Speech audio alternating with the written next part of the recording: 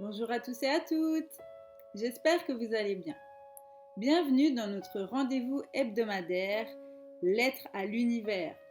Aujourd'hui, avec Guide Magie, nous allons voir quel est le message du jour, quel est le mot, qu'est-ce qu'on va pouvoir transcender, quels sont nos piliers contraires. Alors, je prends ces folies. Je vous lis. Mon père me racontait toujours une histoire concernant sa tante Polly, laquelle histoire, pour ce que j'en sais, ne s'est peut-être jamais produite. Polly et Jack avaient un fils de 5 ans, dont la petite taille lui permettrait tout juste de se carrer dans le seau utilisé à la ferme pour descendre dans le puits et vérifier si la pompe était obstruée. Polly implora Jack de ne pas descendre le garçon dans le puits une fois la nuit tombée. Elle savait intuitivement que les choses risquaient de tourner à l'horreur. De fait, en remontant le seau, ils découvrirent que l'enfant était sans vie, sans doute à cause d'une fuite de gaz ou de vapeur toxique. La relation entre Polly et Jack s'en ressentit vivement, et prenant place à table le matin, Jack trouvait une note dans son assiette sur laquelle on pouvait lire « C'est ta faute, Jack ». Dans sa folie obsessionnelle, elle prit l'habitude d'écrire ces quelques mots partout sur les murs, les miroirs, le mobilier.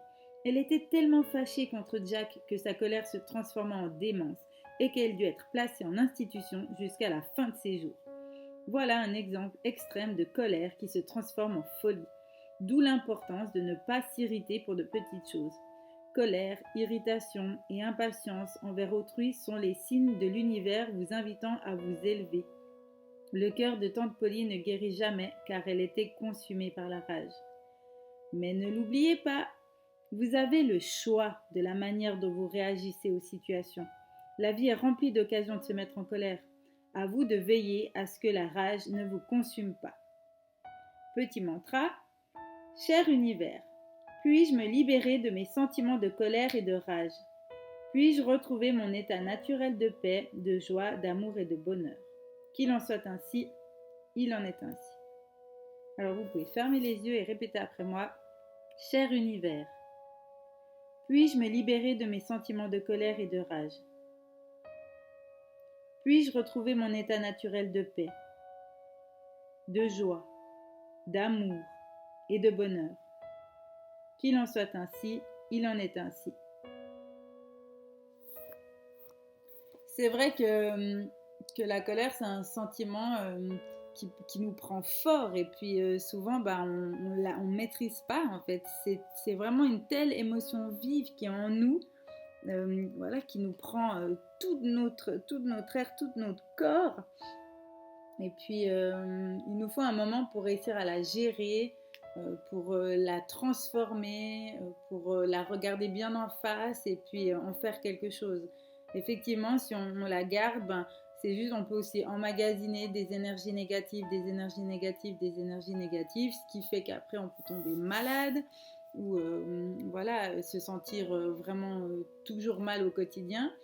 Si on ne va pas la regarder en face, cette colère, et puis travailler dessus, l'accepter, voir vraiment qu'est-ce qu'elle veut venir nous dire, elle peut aussi simplement se scléroser.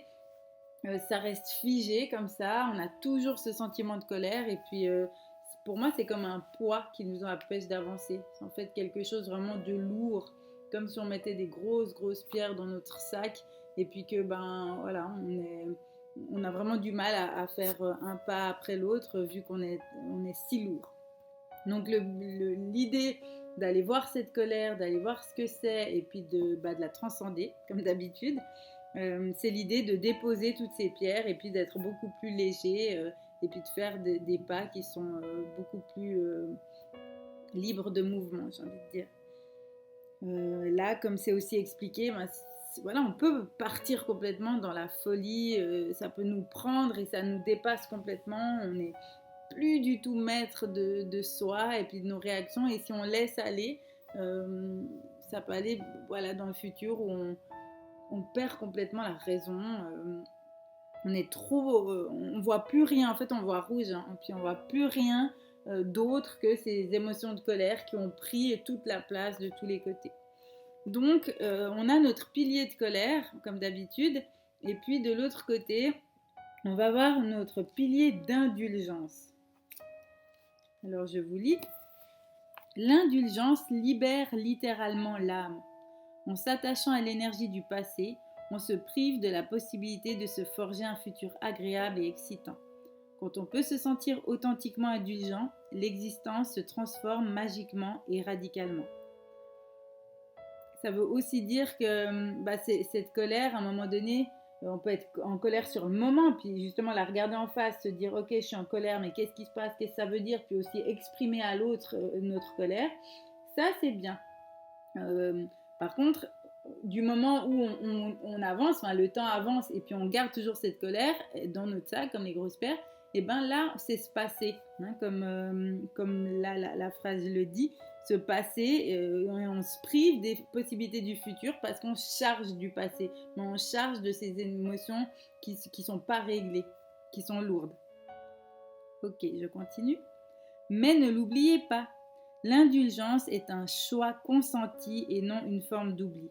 Elle consiste simplement à renoncer à l'énergie qui nous ligote à une personne ou à une expérience. C'est ce que je disais, c'est cette colère qui va rester dans le passé, puis qui va nous alourdir et qui nous empêche d'avancer à un bon rythme, ça nous ligote. Ainsi, j'ai pardonné à Max, mon premier mari, la violence conjugale que j'ai subie durant nos 10 années de vie et de douleur en commun. Je n'ai aucun intérêt à me raccrocher au passé. La seule raison qui me pousse à évoquer cette période dans ce livre, de même que dans mes enseignements, c'est de souligner le fait que je suis une ancienne victime, capable de pardonner et de me libérer. De ce fait, j'ai beaucoup de gratitude envers Max pour ce que nous avons vécu ensemble. Je dis souvent que j'en aurais rien changé, même si j'en avais eu le pouvoir. Les larmes, le sentiment de solitude, les bleus, la négligence, je n'aurais rien changé de tout cela compte tenu de la prise de conscience qui en a résulté. Le récit de ma vie a permis à d'autres de trouver sécurité sans ces motivations. Je traverserais volontiers 10 autres années de tristesse si je savais ce qui m'attend de l'autre côté. Quand on peut pardonner et comprendre le sens de la souffrance, on exprime la beauté de la vie dans tout son éclat. J'aime Max de toute mon âme, il le sait et je l'honore pour le rôle qu'il a joué dans la mission de ma vie. Il suit sa voie et je suis la mienne. Il n'y a ni honte, ni ressentiment, ni rancune à avoir. Il ne reste que la volonté de croire en la leçon que m'a donnée l'univers. La voie du pardon n'est pas simple. Il m'a fallu des années avant de me défaire de l'emprise énergétique que ce passé exerçait sur moi. Cependant, aussi rabattu que ça peut être, le temps guérit bien des choses. Décidez de vous libérer de votre souffrance passée et l'univers vous tendra la main en vous rappelant que viendra un temps où tout cela aura du sens à vos yeux et que vous vous en sortirez. Le petit mantra, cher univers, je pardonne, vous dites le nom de la personne, pour la souffrance causée. Donc je pardonne à, pour la, plus important encore, je me pardonne à moi-même. Je me libère de l'énergie du passé et avance vers un futur brillant, heureux et vibrant dont nous nous souviendrons avec plaisir, mes amis, mes amours et moi. La vie est trop courte pour qu'on entretienne des rancunes. Je renonce à la situation avec amour, lumière et compassion. Qu'il en soit ainsi, il en est ainsi. Là, j'ai envie de relever, je renonce à la situation avec amour, lumière et compassion. Je dépose ces pierres, je ne me charge pas de ce gros sac, je décide d'être plus légère et d'avancer à mon bon rythme. Et je me pardonne à moi-même d'avoir vécu ces choses, parce que souvent c'est ça le plus dur, mais c'est par là où on commence. C'est-à-dire que du moment où on prend aussi la responsabilité d'avoir été dans la situation, c'est pas du tout notre faute s'il nous arrivait ça, etc. Mais simplement le fait d'avoir été là, et des fois on s'en veut. Ou de ne pas avoir, avec le recul on se dit pourquoi j'ai pas fait comme ça, ou j'aurais dû faire autrement, ou j'aurais dû partir avant, ou j'aurais dû demander de l'aide, ou je ne sais pas. Simplement donc se pardonner d'avoir été là. Puis par rapport à la colère, en principe, à la colère, vraiment on peut avoir un sentiment de colère où vraiment c'est l'injustice, on n'est pas d'accord, c'est vraiment énervant, etc. Ou derrière, il y a de la tristesse.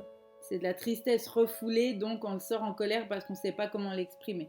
De toute façon, on a mal, quoi qu'il en soit.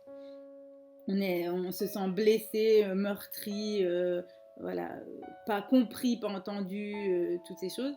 Et en allant regarder en face cette colère, à un moment donné, il y aura aussi se pardonner d'avoir été dans la situation ou d'être dans la situation ou de ne pas savoir comment faire autrement. Peut-être ça peut aussi décharger un bout ce sentiment de colère en se disant mais ok, j'ai de la colère, ok, je vais essayer d'aller voir vraiment ce que c'est, est-ce qu'il y a quelque chose de plus profond qui est caché, mais juste, déjà j'accepte en fait d'être dans ce sentiment et puis après je me pardonne d'être dans ce sentiment et puis je me donne le droit. Donc je renonce à cette colère pour être plus léger. Je me donne le droit à ce bonheur. Je me donne le droit de sortir de ces sentiments désagréables. J'espère que cette lettre à l'univers numéro 3 vous aura parlé. Vous pouvez toujours me suivre sur mes réseaux sociaux, Instagram et Facebook sous Guide Magie et vous abonner à ma chaîne YouTube si ce n'est pas déjà fait. Je vous dis à tout bientôt.